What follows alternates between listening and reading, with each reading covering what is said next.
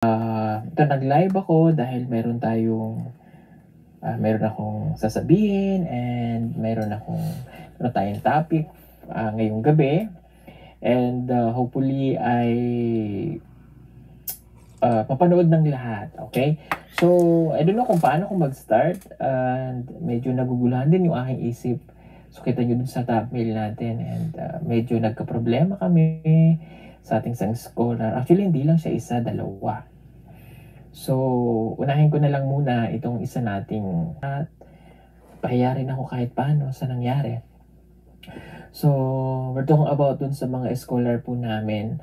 So, nakita nyo na naman doon sa thumbnail natin na merong, yun nga, regarding po ito kay Madeline. So, pero bago natin pag-usapan yung kay Madeline, meron pang nauna na naging problem din namin. And then, mas mabuting nanahimik kami, but I know, hanapin nyo ito at tatanong, kamusta na, anong nangyari, bakit ganito, ganyan. So,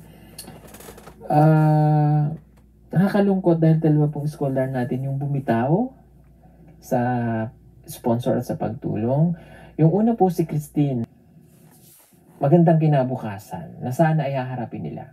Kung mayroon mang konting problema, sana ayos naman eh. So, hindi naman siya pinahirapan sa bahay. So, umuwi at hindi na bumalik. So, kinausap po siya ng masinsinan, hindi na daw siya babalik. Sayang yung hirap, sayang yung pinapadala ng sponsor para matulungan ka. Decided na let her go. And kung talaga yun ang gusto nila, so hindi natin pipilitin kasi hayaan na lang natin. So, ang nasayang doon yung It's a shame, but what can we do? May sound ba ako? Sandali. Hayaan na lang natin. Meron naman. So, ang nasayang doon, inayos ang lahat para siya ay matulungan, napagawa ng bahay. Hindi po ito sinasabi ko dahil isinusumbat ko. Kundi sinasabi ko ito kung paano maintindihan nyo kung saan kami nanggaling, paano siya natulungan. So nakakalungkot lang dahil naka 1 year na din siya dito sa Cavite, bumitaw siya. So yung bata hindi na namin mapilit sa mga rason. Musika pa rin, kumuha pa ako ng isang tao ko, no? At sa pakiusap ng sponsor mo na si Ate Lalawit, nakuhanan ka ng makakasama. So, kaya si Nera idadali namin dyan kapag okay na yung mga requirement para mayroon kang kasama. Kung iniisip mo wala kang kasama. So, kung hindi mabait itong sponsor mo, hindi naman niya gagawin yun kasi kukuha pa siya ng isa, so parang obligasyon. Kaso hindi nasa puso niya talaga na tumulong. At after nitong si Neri, nakausap ko siya ulit kanina, kukuha pa ulit siya next year ng isa pa na makakasama ulit ni Neri ngayon. So, kung hindi, edi 3 na sana kayo. So, wala sanang problema. Ang bait-bait nila. No?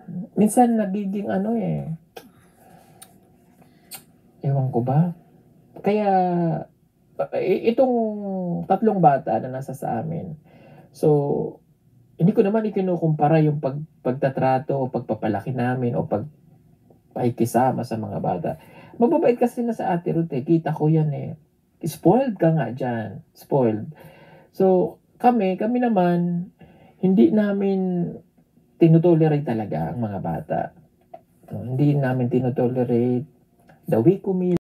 So, parang ang teleserye ng buhay ng isang tao, ups and down. Hindi niya, kami pangahaw. Naluto pa niya po. Sayo na lang. Okay. So, magandang umaga po. Meron pong nag-comment. Meron pong nag-comment sa isa sa mga videos natin. Tinanong kung ano daw masasabi ko tungkol kay Madeline na inayawan na ang sponsorship at gusto nang bumalik kung saan siya galing. So, pinanood ko yung live ni Sir Paul. Siguro na lang tayo, yung clip lang tayo kasi napanood nyo naman na eh. Tinatanong lang naman kung anong reaction ko, kung anong idea ko. So, bumalik ako sa kwento ni Madeline. At yun nga, nakita ko yung dati niyang pamumuhay. So, anong masasabi ko? Gaya ng sinabi ni Sir Paul, pinatira siya sa kapatid ng sponsor. Tapos, umayaw. Homesickness. Anong masasabi ko doon? So, it's tough kasi una-una,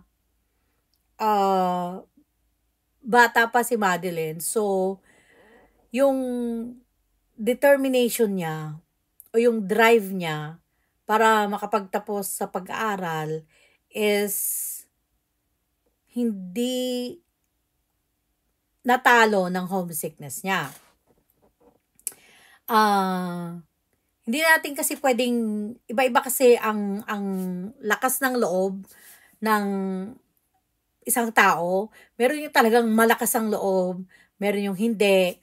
Hindi natin kasi pwedeng pagpare-parehasin lahat ng mga tao, no? So, ito, ang masasabi ko lang, bata pa siya, at on the side of the sponsor, talaga namang bigyan po natin ng applause, ng palakpak ang nag-sponsor kay Madeline na talagang ginawa naman niya lahat, monthly allowance, you know, pinatira sa kapatid para yung security and guidance nandun. Gusto pang bigyan ng kasama para yung kung homesickness ang dahilan, pinatutor pa siya. I mean, wala tayong masasabi sa sponsor dahil ginawa niya lahat. Wala rin tayong masasabi kay Sir Paul kasi ginawa din niya lahat. Kumbaga, pinag-match niya si Madeline, tapos merong nag-sponsor, at even sa 2 years na pag-sponsorship, na pag-alis ng bata mula sa bahay nila is meron pa rin yung guidance ni Sir Paul kasi nga, 'di ba, nakikipag-communicate pa rin siya sa sponsor. So, sa mga pagkakataon na to na hindi nagiging successful for now, ang mga projects ni Sir Paul, for example, kagaya niya ni Madeline tsaka ni Christine na binanggit niya sa live niya na to, kita mo talaga yung unang-una yung talagang sincerity at eagerness ni Sir Paul na talagang tumulong sa mga katutubo para makapagtapos ng pag-aaral para mabago ang kanilang buhay. Kita mo talaga kaya siya nadismaya, nakita mo talaga yung lungkot na what do you call this? Lungkot na yung nag-give up si Christine at saka si Madeline na mas pipiliin na lang ang maghirap basta kasama ang pamilya kaysa yung mapalayo. Meron po talagang mga taong ganun, and we cannot, hindi po natin pwedeng husgahan ang mga bata sa naging desisyon nila. Unang-una, again, like I said, mga bata pa sila. Pangalawa, ang kanilang innate na personality, hindi po sila matapang. Meron yung mga matatapang, meron yung hindi, at ayun po yung nangyari. Hindi natin pwedeng husgahan. So hopefully na dahil umuwi sila is hopefully mag-aaral pa rin at hindi mag-asawa ng maaga. Hopefully sa pag-uwi nila marirealize ulit nila na ay kinakailangan ko palang mag-aral kasi ganito yung buhay. So maaring kinakailangan nilang umuwi at maranasan muli ang hirap para maging inspirasyon para sa muling paglaban, na yung homesickness, kinakailangan nilang labanan yon para lang sa ikakatagumpay nila. So, in a way, sometimes kasi the 2 years na pag-stay niya na nandun lahat, everything is handed to her, na binibigay lahat ang kailangan niya. Sometimes kasi yung tinatawag nilang complacency. Yung bang nasanay ka na okay, 2 years, you know, na nandun lahat, pinibigay lahat, may damit, may pagkain, may private tutor, nag-aaral sa magandang paaralan, science school, and everything. And sometimes, hindi ko sinasabing si Christine to o kaya sa Madeline na, sometimes kasi, pag nandun tayo sa sitwasyon na yon, sometimes, nakakalimutan natin kung saan tayo nanggaling. Ayun yun. At kung minsan nakakalimutan natin kung saan tayo nanggaling at kung minsan kinakailangan nating bumalik kung saan tayo nanggaling para nang sa ganun ma-appreciate natin kung ano ang meron tayo ngayon. So, hopefully na yun ang hino-hope ko, kagaya din ni Sir Paul na sabi niya na gano'n, na hopefully magpatuloy pa rin siya mag-aral, nandyan lang sila. So, hindi naman sa pagkatingin ko, hindi naman vindictive si Sir Paul na, umalis ka sa sponsorship o bahala ka sa buhay mo. Hindi naman, ganda nang sabi niya na talagang he's so disappointed kasi para na siya kasing parent, no? Si Sir Paul sa mga batang ito na talagang gusto niya lang maging maayos ang kanilang buhay, anong gano'n nangyari.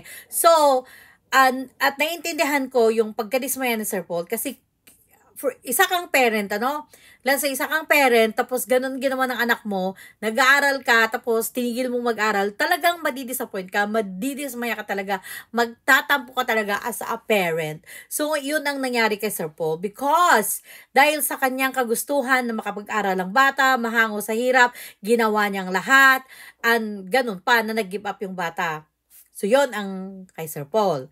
Ulitin ko po ang point natin. Sa bata naman, hindi po natin masisisi kasi unang-una bata pa. Pangalawa, yung personality niya, hindi matapang. So, ibig sabihin ng hindi matapang, hindi malakas masyado yung loob niya at natalo siya ng homesickness. She tried for 2 years. So, we cannot judge her na, ang ano-ano naman ng bata niya, ng syunga-syunga, ganyan na nga, ganyan pag ginawa, uwag po. Uwag po. Hindi natin alam kung ano yung nararamdaman ng bata. Kasi tama yung sabi ni Sir Paul, hindi pwedeng ipilit. Kasi 'di ba? Okay, let me give you a very very good example. 'Di ba bakit may mga nagpapakamatay sa mga simpleng hamon ng buhay? Kasi po iba yung pananaw nila sa buhay. Hindi nila kayang lumaban ng patas. So, they'd rather, mas gusto nila na umalis na lang sa mundong ito kaysa makipaglaban sa hamon ng buhay. So, iba-iba po ang personality ng mga tao. Kasi yun ang nangyari sa batang to. Kaya, wag natin husgahan ang bata, sina Christine at saka Madeline. Ayan, nakahiga ka na nga sa kutsyon. Gusto mong bumalik ulit sa sahig na walang banig. Wag po. Hindi natin alam kung ano yung nararamdaman ng bata talaga inside. Kasi baka mamay pagpilitan natin is baka ano pang masamang mangyari. Mas lalo pa na ang magiging loss na mararamdaman ni Sir Paul at yung sense of liability niya kapag may masamang mangyari sa mga bata dahil kung ipagpilitan natin na mag-stay sila malayo sa kanilang pamilya at sa kanilang sponsorship. So, on the part naman ng sponsor, talagang ginawa naman yan lahat. Like, everything ginawa. Kumbaga, yung sponsor did the extra mile. Ginawa po ang lahat. Wala tayong masabi. More than pa. Yung, kumbaga, dapat ang ibigay niya lang 5, nagbigay siya ng 15. Kumbaga, ganon katindi ang ginawa ng sponsor. And, wala rin pong, hindi rin natin masisi ang sponsor. Of course, kasi parang naging magulang din siya, no? Parang naging magulang din siya. At kagaya ng mga magulang is madidisappoint ka din pag ganon ginawa ng anak mo dahil ginawa mo na nga ang lahat is ganon pa rin. So, so nag-comment po anong masasabi ko po is wala, ipag-pray po natin na hopefully si Madeline at saka si Christine sa pagbabalik nila sa kanilang pinagmulan is mariremind sila na kinakailangan nilang lumaban sa mga hamon ng buhay. Ayan lang po. Thank you. So, continue to comment po kung ano ang gusto nyong i-reaction ko. Thank you so much for watching. Please share our video o kaya mag-like. Thank you for watching po. Again, ano man po ang revenue natin sa ating mga ginagawang reaction videos, itutulong po natin sa mga tinutulungan, mission ni Sir Paul ng Pugong Biyahero. Thank you so much. Maraming salamat po. Nurse Nora signing off.